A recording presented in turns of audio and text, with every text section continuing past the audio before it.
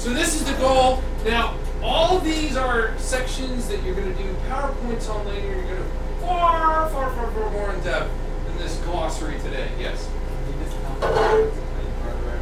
Hardware, I think it is. Hardware is physical parts. Software is internal. If you can touch it, it's hardware.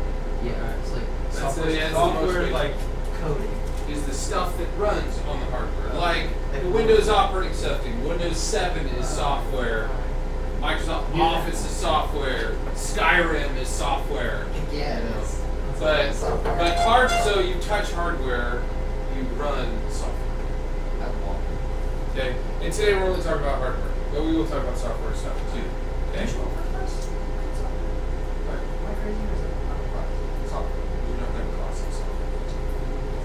Okay, so the first part, primary part, the most important part of any PC is the motherboard. Okay, it is the largest circuit board.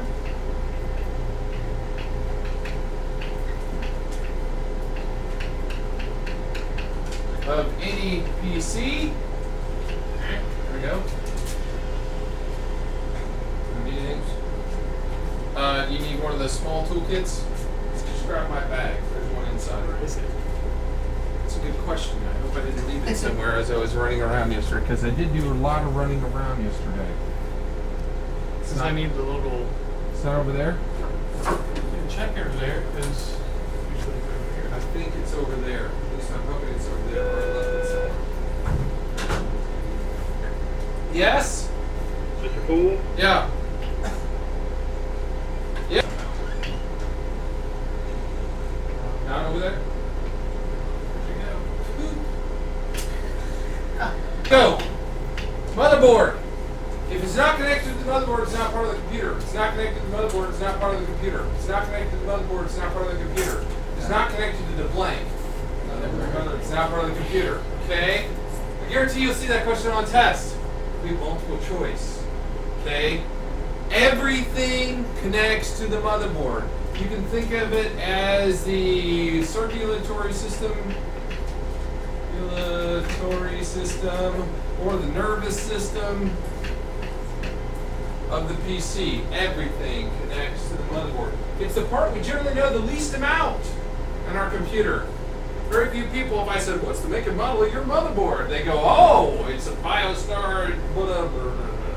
Yeah. No, I don't know off the top of my head what I make and model. But it's the one that determines all kinds of stuff about our computer and how fast our computer could be and how slow our computer is and why, because everything connects to the motherboard. Everything connects to the motherboard. When I plug in this flash drive into the USB is part of the motherboard, and I've just connected to the motherboard. This wireless keyboard right here is not really wireless, right? It's only wireless to this receiver, which is plugged into the USB on the motherboard. Okay? Everything talks to and through the motherboard. It's really important. If you have a slow motherboard, you have a slow PC. If you have a limited motherboard that only allows you to put in so much memory, that's all the memory you get to put in. This one has 4 memory slots right here. Some PCs only have 2. If you only have 2, it's really expensive to upgrade because you have to throw the other 2 away when you buy 2 new ones. If you have 4, like these all do, and only 2 are getting used, I'm going to upgrade and just buy 2 new ones and pop them in. It's much less expensive. Okay? If I want to put in a really cool video card, this particular motherboard has 2 expansion slots for a really nice motherboard. But if it was a crappy motherboard, it might have none of the nice video card slots. Okay? It houses the CPU. Right here is where the CPU gets plugged in to the motherboard. And this is called the socket. And the kind of socket it has determines the kind of CPU that can get plugged in. All CPUs, there's like 20 different kinds of sockets, and here's 2 different sockets and 2 different CPUs. Sometimes they have a bunch of pins on them, and sometimes they have a bunch of dots on them. These are 2 different kinds of sockets. You could obviously not put this in this motherboard. So the one that was here on the first day, someone broke. That's what those are. Those are PGA and LGA. P stands for pins. L stands for land. It's a land grid array, and it's a pin grid array. But the socket, the motherboard determines the socket, which determines the kind of CPU that can go into. Someone here will do a presentation on a CPU that does not fit in their motherboard? Who will it be? Every year someone does it. Okay, you guys are going to do a presentation on motherboards. It's your first presentation you guys do. And then your next presentation will be on CPUs that go with your motherboard. And someone always presents a CPU that does not go in their motherboard. Like, that's an LGA 775. The other one's an LGA whatever. Those don't go together. The numbers not the same. It won't. So like those are new clothes. What? Maybe. You have to look at more than that. We'll get it. We'll get deeper into that. But the socket determines the kind of CPU that's on there. The motherboard determines the kind of memory that you can take. It only takes one kind of memory. If it's got DDR2 slots, you can't put DDR3 in it. We'll talk more about that later. But the motherboard determines all kinds of stuff. It is the main factor that determines everything else in your computer. Whether that right kind of hard drive can plug into it, whether I can get a high-end gamer card into it, whether I can put the right kind of processor, the right kind of memory. All those things are determined by this first part, which is why that's the first research thing. Okay. We're going to talk more about it. This is an introductory course. Yeah, we're just saying. Okay, but everything hooks up to it. Okay, the speed that this lets information go around at largely determines the speed of the PCs. But it's the one number that no one knows. What's the one number everybody knows about their computer, maybe? I'm just throwing out a number. 1080. 572. Okay, most people know the speed of the processor up there on their computer.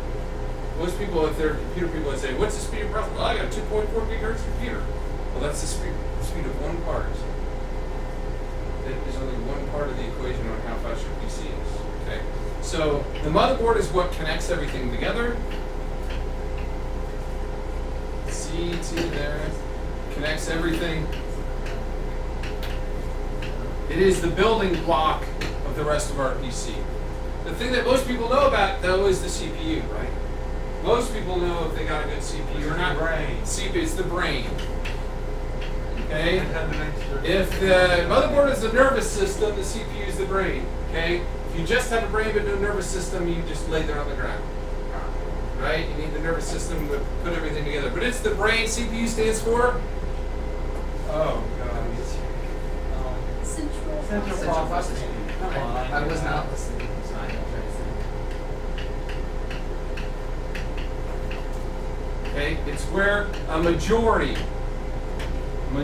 I did not say all, majority of calculations take place. There are other places that calculations take place. Computations are made and things happen, but the central processing unit does the majority of it.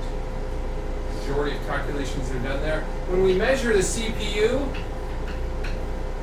we measure it in hertz. Okay? Or cycles per second. Okay? How many cycles a CPU does per second? Okay, hertz is 1. Okay, a kilohertz is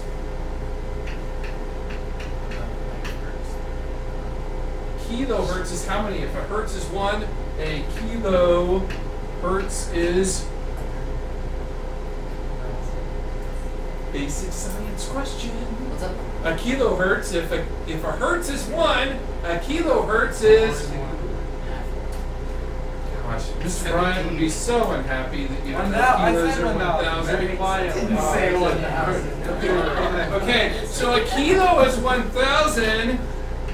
Megahertz is 1 million.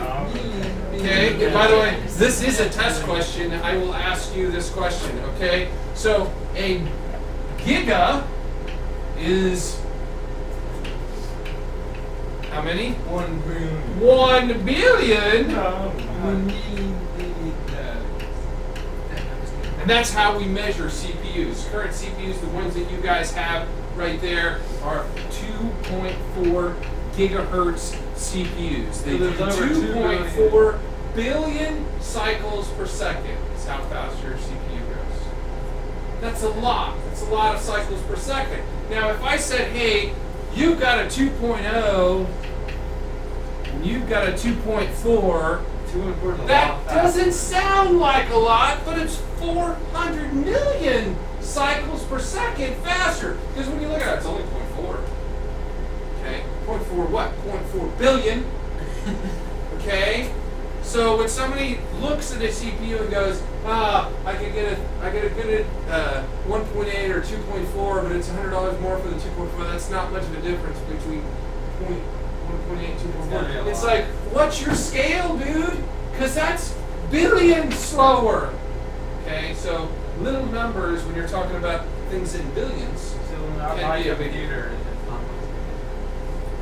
If when I'm looking at a 2.2 versus 2.4, and it's a lot different. Okay, maybe I won't spend the money. But I'm looking at 1.6, and I talk about this in your thing, if you remember. Yours run at 2.4 gigahertz. If you plug, it's supposed to be Z.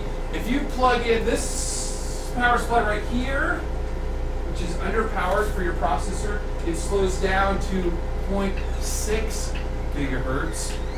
That's a pretty substantial difference. Is that the old one? Okay, you're gonna go sit in your room and call them or go online. You're about to drop it. It's falling off. Yeah, if you could do that, and the 14-inch your laptops. I put 10 solid-state drives in there that I don't feel I need, and you can pull 10 out or the other 14 out of laptops. Back your closet. You don't need her up there. We only have 10 minutes left, man. So she's working out. Do we need to put a circle projector up there, or do you think it was just a bad projector? The other projector was up there forever, and it didn't work. I think it's just a bad projector. I know. So it can make, that's a huge difference, right? Yeah. You're going from 2.4 billion to 600 million. It's a big, if you're counting numbers, that's a big difference on how much it slows down. So the CPUs are measured in hertz or cycles per second, and right now we talk about them in gigahertz. That's it, G-I-G-A right there, for gigahertz, which is in billions of cycles per second. Okay? That's the rating of CPUs using gigahertz, and that's the number that most people know about their computer. Okay, and it's just one little part of why your computer runs fast or why your computer does not run fast. When I have a CPU, it has now some number of processors too. It used to be a CPU had one set of things going on it. This one is a single core processor. There's only one thing going on. Yours on those laptops are dual core processors. It means there's equivalent of 2 of these on the chip on your motherboard. So CPUs, that is one of the things. How many processors does yours have? Okay, how fast or what the gigahertz is. These are the things that determine the speed of the CPU. And the last one is the memory or cache, and we're going to talk more about it, but CPUs have memory on them. And the amount of memory that's on them largely determines the speed of the CPU as well. You can have something that runs at 2.4 gigahertz and another something that runs at 2.4 gigahertz. And if this one has more cache, it runs way faster than this one. Intel used to have Celerons, okay? And in our lab over there, we had 2.4 gigahertz machines, and then we had 2.4 gigahertz Pentium 4s, and we had 2.4 gigahertz Celerons. The Celerons had 1/4 the amount of memory on the processor, and it ran that much slower because of it. Okay, so there's some different things on CPUs. It's the brain, but there's more than just this that determines the speed of the CPU. We also have how much memory does it have, or how much cache, and how many processors does it have. That kind of all go, we'll talk about that into the CPU section. Okay, so we've got our motherboard, and our motherboard has a certain kind of socket, and that socket determines what kind of CPU goes on it. And those are the 2 most important things about our computer. The next most important one that matters, look at it, spot I wrote it down, I didn't use it. That slide, no, that. The next most important ones are memory. Okay? Our CPU does lots and lots of thinking. Now I got confused about what this is like. Okay. Well, right now we're going to talk about system RAM. Oh, okay. Okay. And RAM stands for, anybody remember that from the reading? What? Random access. Okay, it stands for random access memory. Okay? Think of it as your notebook. Right now, your thinking's going on in your brain, but you're taking notes in your notebook. Okay? And if during your test I said you had two things you could refer to, you can refer to your notebook, or you can refer to a computer encyclopedia that's maintained in the library, but you can only look at one page at a time. So, Mr. Green doesn't have the answer in his notes. He runs out, looks at one page, he runs back here, wrong page. And then he runs out again, he flips the page, he looks at that page, and he runs back here. That's way slower, obviously, than referring to it right there. Okay? And when we talk about it, that's our RAM. Our RAM is the thing that the CPU talks to. CPU only talks to RAM.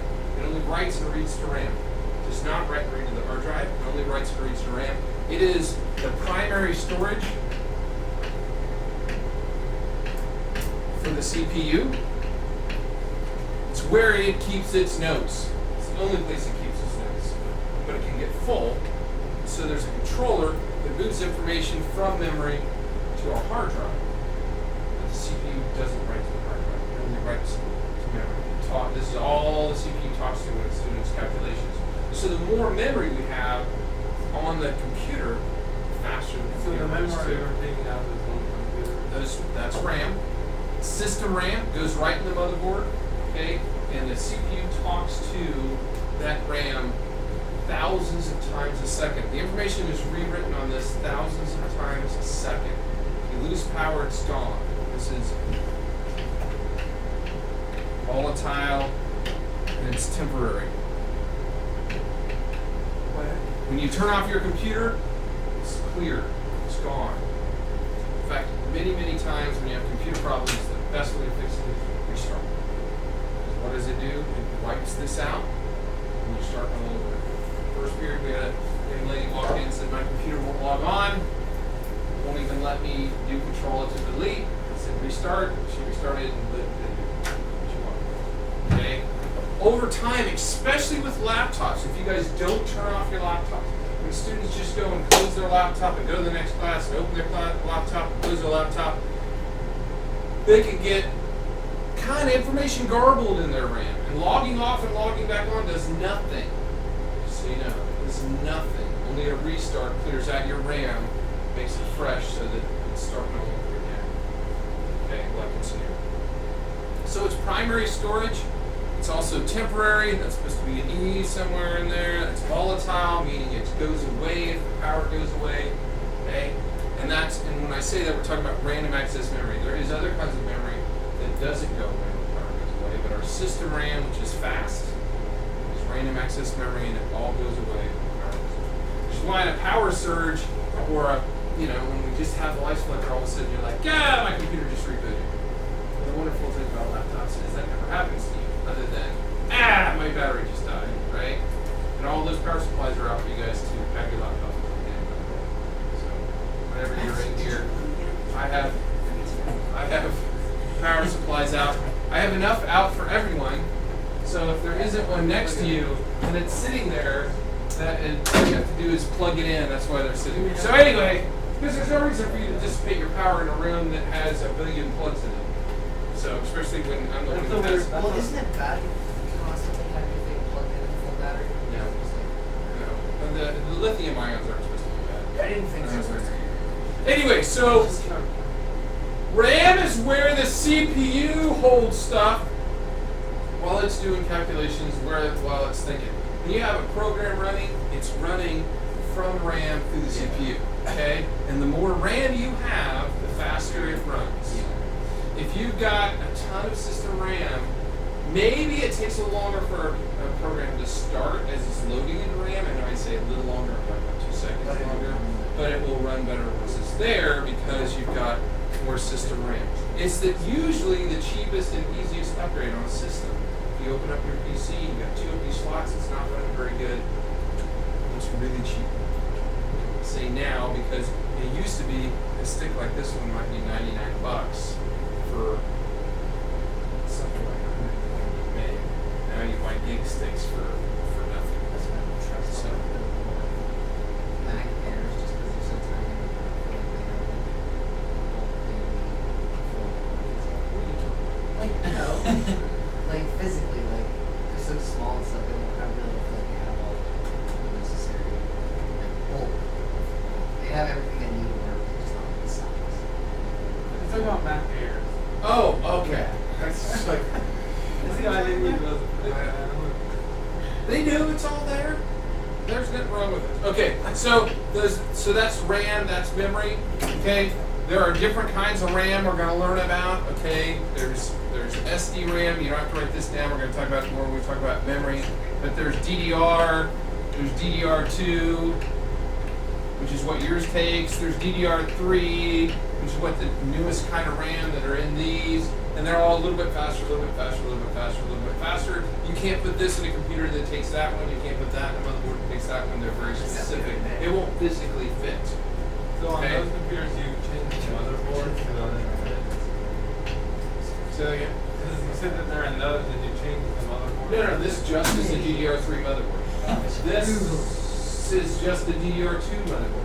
And the difference is very, very small. If you look at the RAM, you can't tell because all they did was move that little notch over this much so that it won't physically fit. It looks really close, but it doesn't snap in. They did that because it won't work.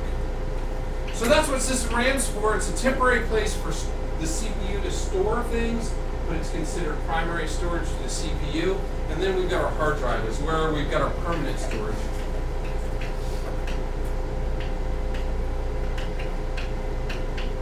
It's where all of our stuff is saved. Okay, our operating system, or OS, which is in our case of these laptops is Windows 7. Okay, is the biggest, most important program or piece of software on our hard drive, because without it, our computer will do nothing.